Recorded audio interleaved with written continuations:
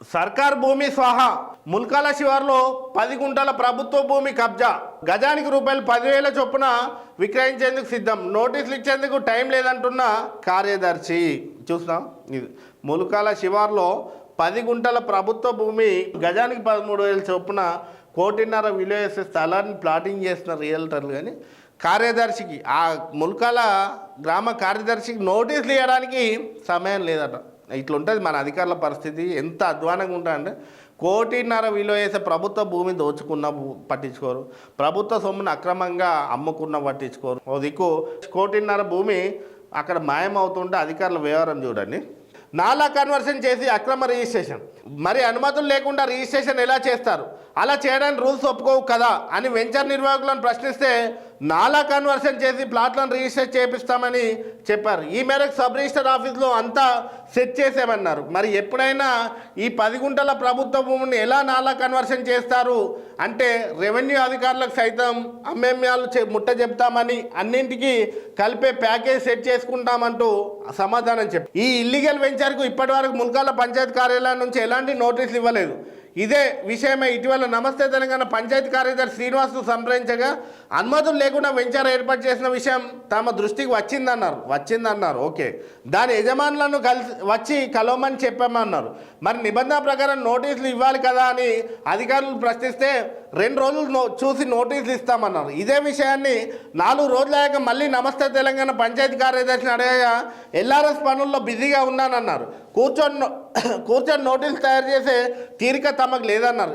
అదేంటి sir, rules ప్రకారం నోటీసులు ఇవ్వాలి కదా అంటే ఎల్ఆర్ఎస్ బిజీ ఉందని, నెల రోజుల వరకు నోటీసులు ఇచ్చే పరిస్థితి లేదని, మీరు వార్త రాసుకున్నా పర్లేదంటూ నిర్లక్ష్యంగా సమాధానం ఇచ్చారు. ఈయనకు అక్కడ వెంచర్ పెట్టింది తెలుసట పంచాయతీ కార్యదర్శి. నోటీసులు ఇద్దామంటే ఎల్ఆర్ఎస్ బిజీలు ఉండట.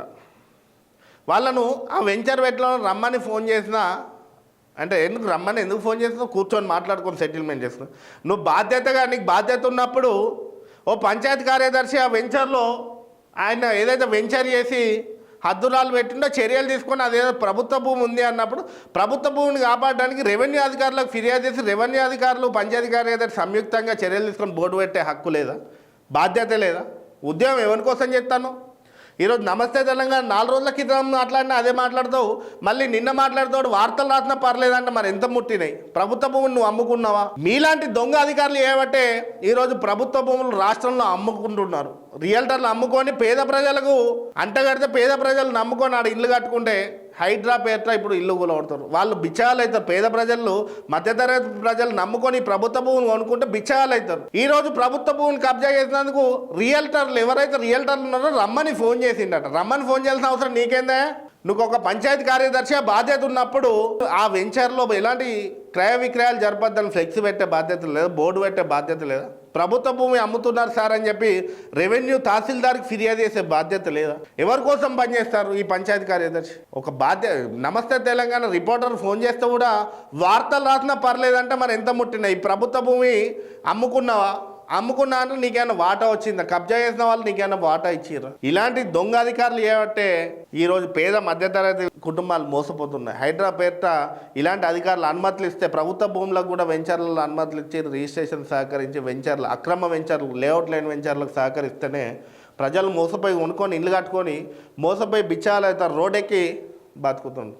ఖచ్చితంగా జిల్లా కలెక్టర్ మొదటగా ఈ పంచాయతీ కార్యదర్శి ఎవరైతే శ్రీనివాస్ ఉన్నా ఆయన సరెండర్ చేసుకొని సరైన చర్యలు తీసుకోవాలి. నేను సస్పెండ్ కూడా వేయాలి నన్ను. అసలు వాస్తవానికి ఇలాంటి అధికారి ఒక బాధ్యత లేకుండా అక్రమంగా వెంచర్ పెట్టడం, గ్రామ పంచాయతీ DTCP అనుమతులు లేకుండా వెంచర్ పెట్టడం, అందులో ప్రభుత్వ భూమి కబ్జా చేసి ఉండడం, కబ్జా చేస్తే వెంచర్ నిర్వాహకులకు ఫోన్ చేసి రమ్మన్నా కానీ రాలేదు. అంటే నీ భయం ఎంత ఉందో ఇప్పుడు.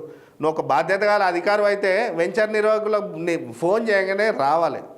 అయినా ఆ వెంచర్ నిర్వాహకులకు ఫోన్ చేసి రమ్మనాల్సిన అవసరం ఏంది? నీ బాధ్యత ఆడకు పోయి పంచాయతీ కార్యదర్శి చేయాల్సింది ఎలాంటి క్రయ విక్రయాలు జరపొద్దు అని చెప్పి బోర్డు ఏర్పాటు చేయాలి. వెంచర్ నిర్వాహకులను నువ్వు పిలిచి నోటీస్ ఇచ్చే ముందు బోర్డు ఏర్పాటు చేసే హక్కు లేదు. అక్కడ ప్రభుత్వ భూమి కబ్జా అయినప్పుడు రెవెన్యూ అధికారులకు ఫిర్యాదు చేయాలి, సమాచారం అందించాల్సిన అవసరం పంచాయతీ కార్యదర్శికి లేదా? ఇలాంటి అధికారులు జిల్లాల అడుగులో ఉన్నారు. ఖచ్చితంగా ముల్కాల కార్యదర్శి శ్రీనివాస్ లాంటి అధికారులను వెంటనే ప్రభుత్వం సరెండర్ చేసుకోవాలి, సస్పెండ్ కూడా చర్యలు తీసుకుంటే తప్ప వీళ్ళ దొంగ బుద్ధులు మానే అవకాశం ఉండదు.